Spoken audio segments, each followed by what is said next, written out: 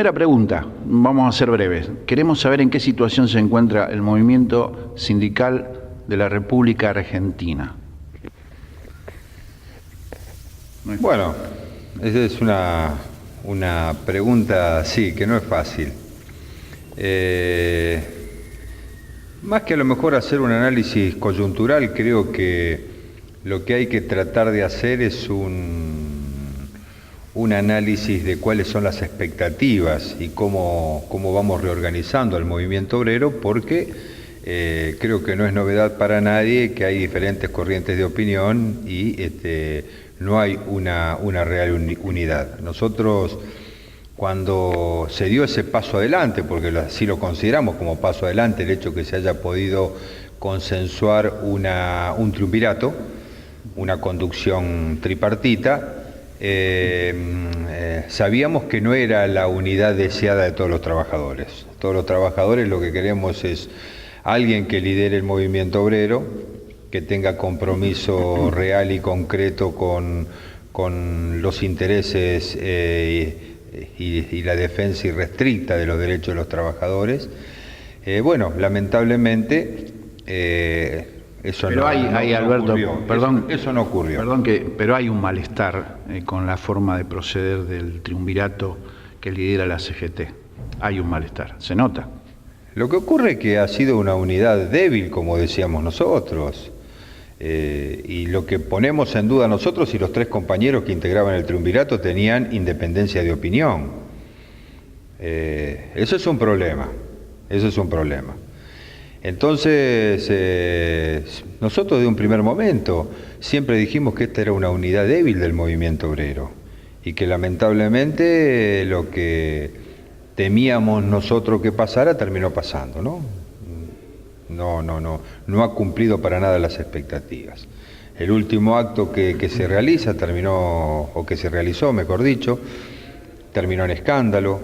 Las movilizaciones que se hicieron parecía como que se hacían, pero se hacían inclusive hasta lejos de la Casa de Gobierno, cuando en realidad siempre la Central Obrera protestó frente a la propia en la propia Plaza de Mayo, frente a la Casa de Gobierno, para que escuche el presidente cuál era el reclamo de los trabajadores. Bueno, se hacían lejos de ese lugar, de los lugares emblemáticos, ¿no? Se buscaba una esquina simplemente, pero había una respuesta masiva de los trabajadores, de las organizaciones sociales, como fue en la última manifestación, y lamentablemente terminó de una manera que nosotros no hubiésemos querido que termine. Quiero aclarar que nosotros de esa movilización no participamos, porque preveíamos que eso podía llegar a ocurrir si el mensaje no era claro, porque sí habíamos participado en la anterior y el mensaje no fue claro y terminamos realmente, no se terminó bien, si bien no hubo hechos de violencia, pero se terminó con un estado de confusión. Y creemos que con ese estado de confusión se favorece a los intereses del gobierno, que ha venido avanzando con sus políticas desde que asumió hasta la fecha, avasallando en muchos casos los derechos de los trabajadores, cerrando planes sociales. Lamentablemente es el resultado de la situación que atravesamos hoy, donde si hay todavía tenemos que reconocer que hay gente confundida al respecto, que se le ha sembrado esperanza, que sigue teniendo esperanza de que esto cambie, que seguramente lo ha apoyado con el voto en estas últimas elecciones PASO, pero que bueno, cuando uno va a la realidad se demuestra que por lo menos los pasos que va llevando adelante el gobierno van siempre exactamente en el mismo sentido, y que la economía no mejora, y que la situación de los trabajadores empeora, la situación general del país está empeorando, y a veces cuesta mucho, creo que la parte más difícil que nos toca por lo menos a los dirigentes, es hacer un poco de prevención al respecto, ¿no? Para que no lleguemos a crisis terminales como lo que ocurrió en el año 2001. Y bueno, las medidas que se están tomando son exactamente las mismas. No sé si no son peores en algunos casos. Bien. Con lo que usted dice, de cara al 22, que se está hablando de la movilización de todo el movimiento sindical, ¿Cuál es su postura? Porque a veces da la impresión de que las bases de los sindicatos, de los sindicalistas, quieren una definición, pero cuando llega el momento del triunvirato, de la conducción de la CGT, no se cristaliza en eso que dicen las bases de los sindicatos, y me refiero a los sindicatos del interior del país. Nosotros tenemos una organización que obviamente, más allá de que tiene autonomía en sus decisiones, estamos nucleados en la Federación Argentina de Trabajadores de Luz y Fuerza, que a su vez está en un grupo de gremios que es el MASA. Bueno, nosotros no vamos a movilizar, y precisamente por lo que yo contaba recién, porque no está claro cuál va a ser el discurso, no está claro realmente cuál va a ser la postura de quienes sean aquellos oradores que le transmitan el mensaje a los trabajadores. En virtud de esto queremos pedir también, ¿no?, que más allá de cuál sea el mensaje, tratar de transmitir de que si hay algún tipo de disconformidad, que eso no se transforme en hechos de violencia, que se viva pacíficamente y que se pregone por la unidad del movimiento obrero. Me parece que eso es lo que tenemos que pugnar entre todos.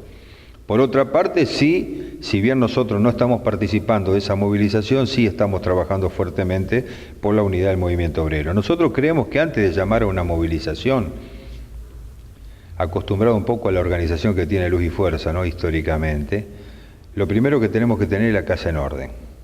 ¿A qué se refiere cuando habla de la casa en orden? A la CGT unida y perfectamente organizada a través de un secretario general consensuado por todas las organizaciones y con su cuerpo orgánico que lo acompañe. A eso llamamos la casa organizada. Y seguramente, si encaramos todas las cosas desde ese lugar, va a ser muy distinta la realidad de los trabajadores. Esperemos también que el gobierno no se confunda con estas elecciones PASO o con lo que pueda llegar a ocurrir en octubre, porque acá se instaló un triunfo que cuando uno hace los análisis de los resultados finales no fue tal. Fue un triunfo que se instaló desde lo mediático, que le quedó a la gente como un enorme triunfo del oficialismo. No fue tal, hay mucha paridad en todo esto.